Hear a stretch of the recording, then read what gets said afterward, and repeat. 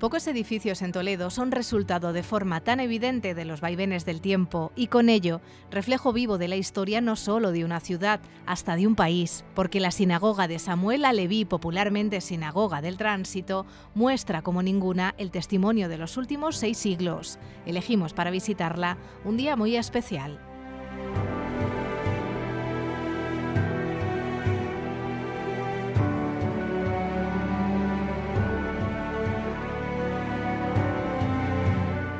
Así de impresionante es la sala de oración que nos recibe nada más cruzar las puertas del Museo Sefardí. Hoy es lunes, venimos justo este día en el que está cerrado al público para descubrir cómo es una jornada de trabajo aquí en el Museo Sefardí.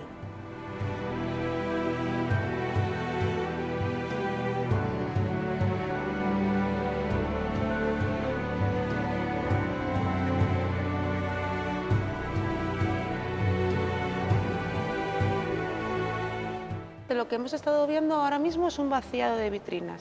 Esto se hace con la idea, bueno, o bien de estudiar ciertas colecciones o bien de darles un nuevo orden a posteriori. Sí. Es necesario, una vez que se abren las vitrinas, tener muy en cuenta dónde está cada cosa para poder volver a colocarlos o en otros sitios si es así como se considera, pero también para conocer muy bien cada tipo de colección, para darle su tratamiento adecuado, porque aquí en el museo lo más importante que tenemos es el patrimonio que conservamos. Sí. Y tenemos que conocerlo muy a fondo para poder hacerlo de la mayor forma correcta. Habéis visto cómo los compañeros usaban guantes, Sí. cómo usaban batas. Se trata de toda una serie de mecanismos para impedir que el objeto se pueda corroer con los ácidos de la piel, etcétera, Sí. y para darles el mejor tratamiento de acuerdo a su naturaleza. Claro, es una responsabilidad, evidentemente, Sí que lo ¿no? es. Hacer ese trabajo y Sí. hacerlo además, por eso lo hacen con tanto mimo. Sí que lo es. Es lunes cuando el equipo de colecciones se encarga de acondicionar el museo, un regalo, que nos dejen contemplar lo que ocurre tras las puertas cuando éstas permanecen cerradas al público. Y no solo eso, disfrutar del espectáculo, de su arquitectura, solos, en silencio. Es un espacio diferente de todo el ámbito nacional, es el único museo en este maravilloso contexto, Sí. que tiene mucha belleza el contexto porque realmente es de lo poco que se conserva del siglo XIV en toda España, vinculada al pasado judío, con lo cual eso marca que sea el único museo estatal dedicado a la cultura hispano-judía y sefardí en España y que el relato que cuenta, ¿no? Sí. Bajo esta arquitectura, bajo este espacio de encuentro, de religión, de cultura, cómo se desarrolla la historia de los judíos en España. Es un relato único en todo el país y de ahí que sea singular, aunque si uno mira hacia arriba, lo más singular que va a encontrar es su decoración y su inspiración artística. Sí, claro, es que es un museo en el que las paredes hablan, tienen tanta historia, ¿verdad? Realmente es una suerte porque es un museo dentro de un monumento. Efectivamente, así lo consideramos desde que se declaró en el siglo XIX, al hilo de la desamortización, el espacio monumento nacional y para disfrute y deleite de todos los españoles y todo el público que nos visita a día de hoy, ¿no? Pues es realmente nuestro leitmotiv como museo, que luego en los años 60 se va desarrollando, adquiriendo piezas para una colección. Hemos tenido mucha colaboración y es importante también la colaboración entre administraciones y entre otros museos, como el Museo de Santa Cruz. Este museo no existiría sin las piezas del Museo de Santa Cruz y sin donaciones de las familias sefardíes, que también han hecho mucho porque esté desarrollado como museo nacional.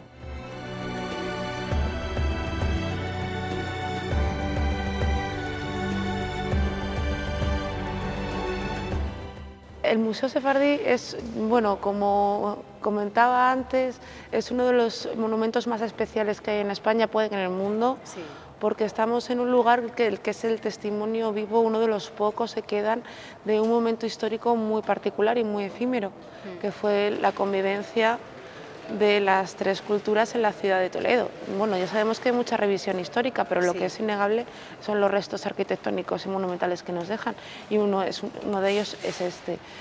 Vemos como en estas magníficas, por otra parte, yeserías y artesonados se encuentran testimonios de la cultura hebrea, pues por ejemplo en las yeserías en las que se encuentran todas las inscripciones en lengua hebrea, que son únicas que de hecho en Europa se perdió mucho. O sea, esta es una de las sinagogas medievales mejor conservadas en Europa, porque el patrimonio hebreo ha sido muy maltratado en el continente. Entonces, bueno, y el hecho de que en la propia historia de la península ibérica sea tan rica, tan intricada, hace que no sea solo patrimonio ibérico. También estábamos viendo antes como hay inscripciones árabes, por todo, que era la lengua franca del momento, o sea, la lengua culta, como pudo ser el francés en el siglo XVIII.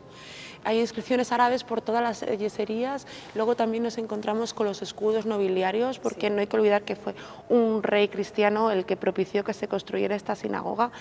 Nos encontramos con un monumento trilingüe, que es el testimonio de esa capacidad que tiene el ser humano para conversar incluso las situaciones más difíciles. Yo creo que un testimonio muy importante en momentos difíciles.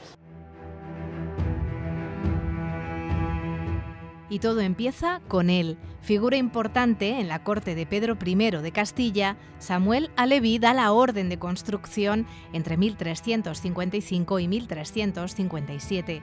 Las inscripciones que aparecen en el edificio así lo indican.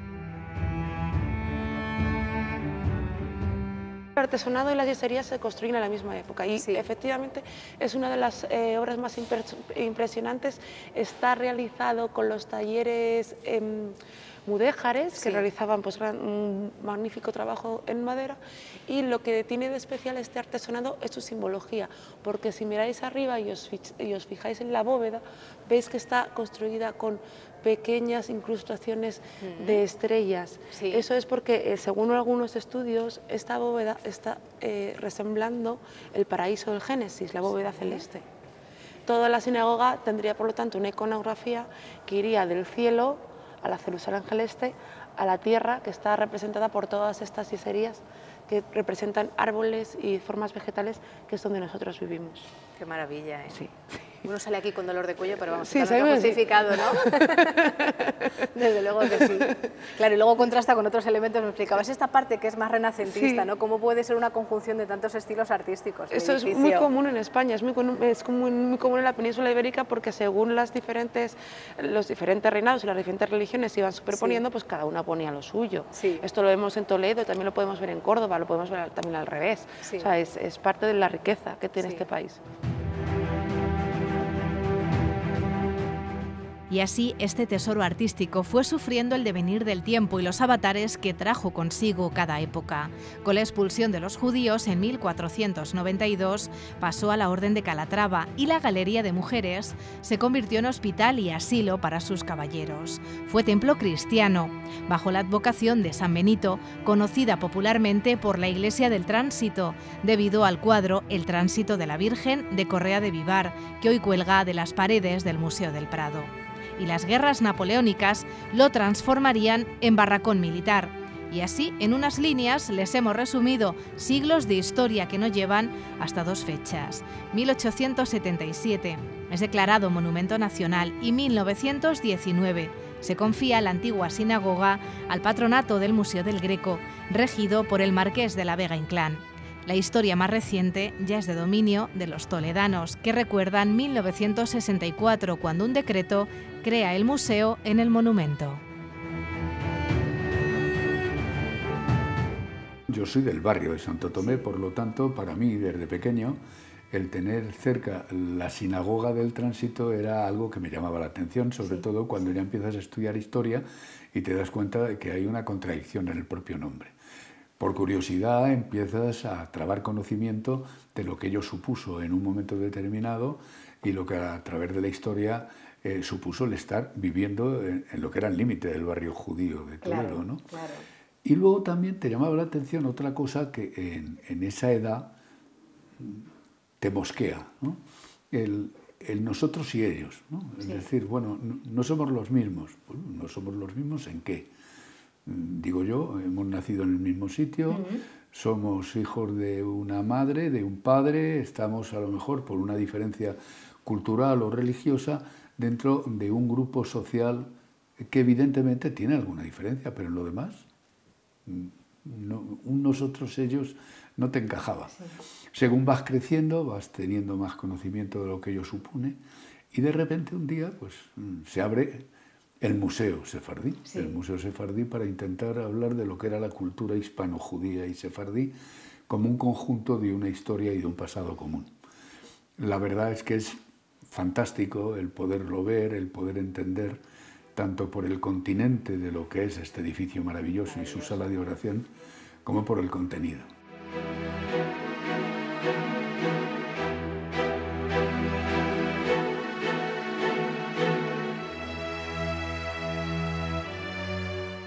Subimos hasta la Galería de las Mujeres para contemplar de cerca el artesonado y las yeserías de este maravilloso Museo Sefardí, que por cierto es el que más ha crecido en visitas a nivel estatal a lo largo del 2023. Y ahora les vamos a explicar el porqué.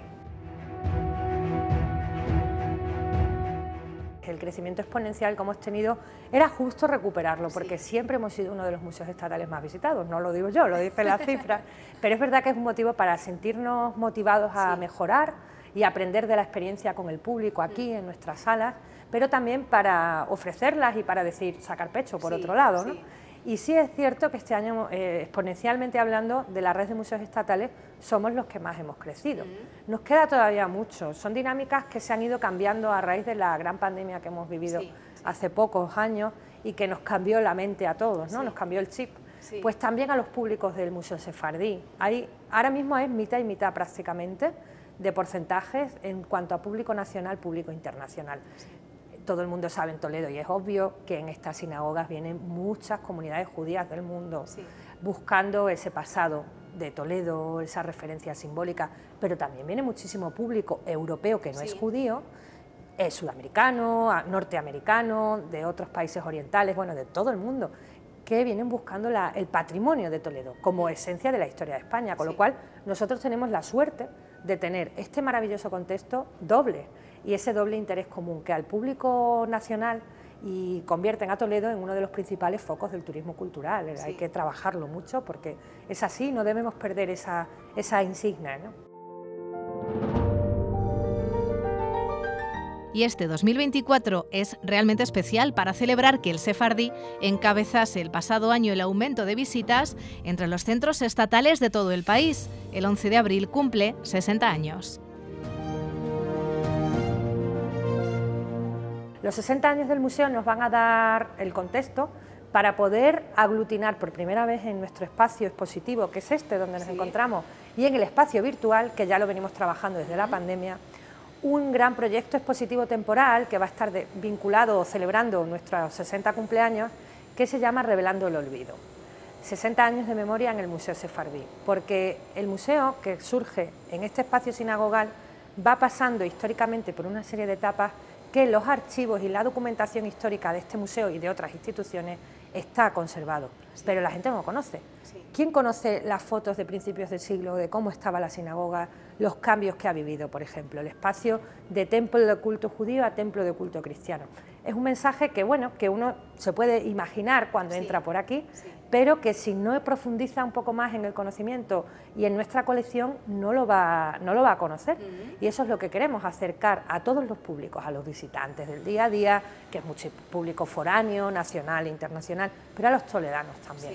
Vamos a hacer un ciclo de conferencias a lo largo del año, donde, sobre todo de cara después del verano, donde vamos a celebrar esos 60 años con conferencias para acercar aquí probablemente la mayoría de ellas en este espacio, en la gran sala de oración, para que los archiveros de la ciudad, como el Archivo Municipal con Mariano, Eduardo Sánchez Butragueño con Toledo Olvidado, el Archivo Histórico Provincial, el Catedralicio, el Archivo Capitular y el Archivo Diocesano con Miguel Ángel Dionisio, nos van a acompañar todos para rescatar esa memoria del museo en común. Vamos a ofrecer pues documentos como los privilegios rodados del siglo XIV, que hablan de la sinagoga, el documento de propiedad que conserva el Archivo de la Nobleza de Tavera, que también es muy importante para nuestra historia, con lo cual la historia en imágenes y la historia en documentos es la primera vez que la vamos a plasmar en un proyecto de exposición, y qué mejor fecha que nuestros 60 años para darlo a conocer.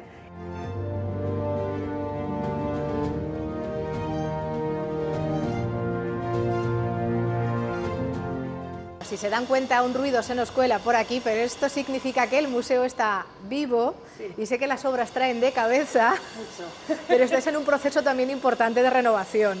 Sí, efectivamente, hay que pasar por estos ruidos para poder ver el museo progresivamente mejorando y acorde a lo que hoy en día uno espera en una visita, hacerla accesible, hacerla bilingüe, por ejemplo, en los contenidos, cambiar por motivos de conservación piezas, rotarlas como los fondos bibliográficos o los textiles. Hemos adquirido nuevas piezas para esta nueva parte o proyecto de la colección. Vamos a tener nuevos trajes de novias sefardíes, que nunca habíamos tenido uno completo.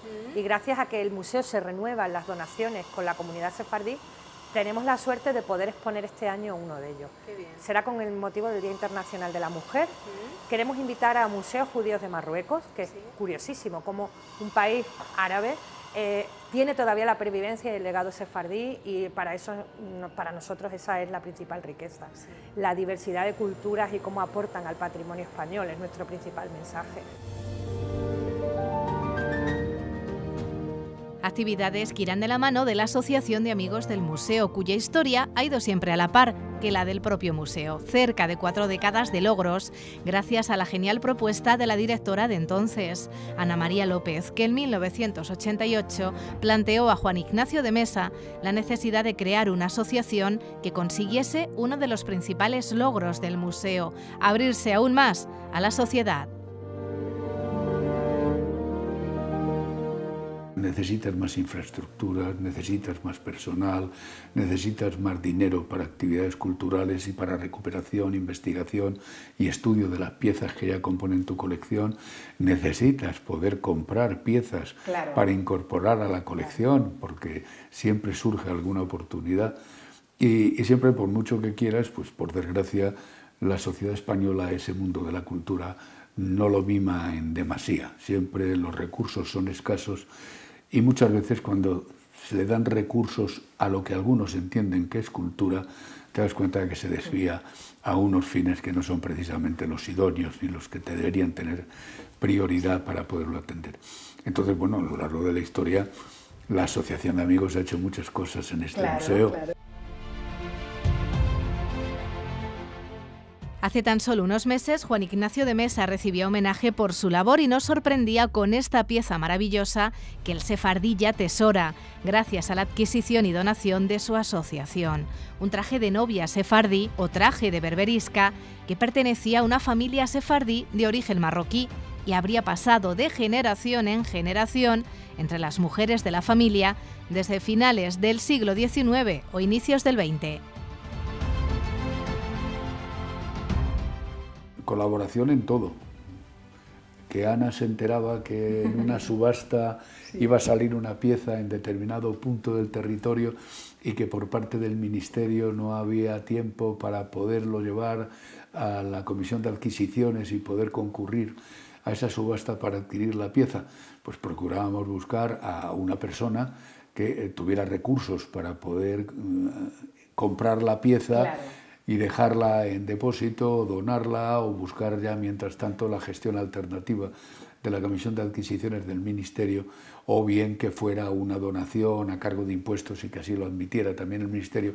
Gestiones de todo tipo para que no se nos escaparan piezas que entendíamos que podían ser importantes, vamos, no que entendíamos nosotros, que la dirección del museo entendía que era importante para poder complementar la colección del museo. Y ha habido de todo, ha habido desde la página de la misa, de la Biblia de Burgos, que es una pieza fantástica, como algunas piezas físicas que conseguíamos aquí en Toledo, porque en cualquier excavación o en cualquier reforma de algún inmueble, de alguna vivienda en la ciudad, pues se encontraba un ladrillo con una menorá o se encontraba una pieza que daba lugar a entender que esto formaba parte de una necrópolis judía o cualquier otra unidad que procurábamos estar al loro para que pudiera venir al museo y que no se perdiera para formar parte de esta colección.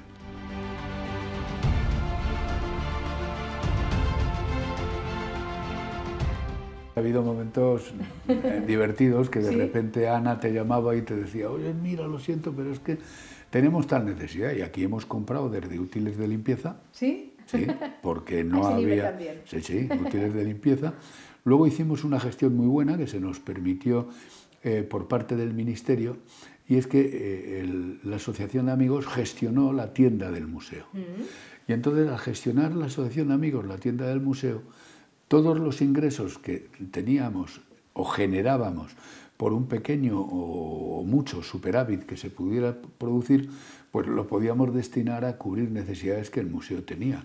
Cosa que por razones obvias de principio de caja única, los museos estatales no pueden destinar ingreso alguno de los que tengan a sus propios fines. Tienen que ir al ministerio y es el ministerio el que a través de los presupuestos aporta recursos hipotéticamente para cubrir las necesidades que el museo tiene, cosa que no se cubre absolutamente nunca, como antes indicaba. Tuvimos otra serie de gestiones para poder recabar fondos que permitieran atender las necesidades del museo, ingresos recurrentes que pudieran que todos los meses al menos supiéramos que había una cierta partida para poder atender necesidades que el museo tuviera, y eso pues hizo que hubiera realmente una colaboración estrecha, en donde ya planificábamos qué era lo que iba a necesitar el museo para poder buscar los recursos para poderlo atender. Y así, paso a paso, en estos 60 años, todos los que han formado parte de la historia del museo han contribuido a dar contenido a la belleza y esplendor del edificio, a convertirlo en un referente mundial de la cultura judía, aunque aún queden retos por cumplir. Poner en marcha la biblioteca de nuevo, para mí sería una muy buena noticia de esta etapa y ojalá uno de los principales objetivos, ponerla en marcha porque hay unos fondos maravillosos. Habrá que seguir recorriendo camino y en esto hace falta la ayuda de todos, que la cultura siga siendo punto de encuentro para el entendimiento y la convivencia. No quejándonos de lo que no hacen otros, sino siendo proactivos y diciendo, mire usted, yo me voy a meter en este charco y voy a procurar hacer lo que entiendo que sea una colaboración para que lo que tengo en mi entorno funcione mejor, esté más optimizado, pueda dar un mensaje más positivo al resto de la sociedad y que sirva de ejemplo para que nos demos cuenta de que todos, si echáramos un poquito más trabajo por nuestra parte, podríamos hacer que las cosas funcionaran mejor.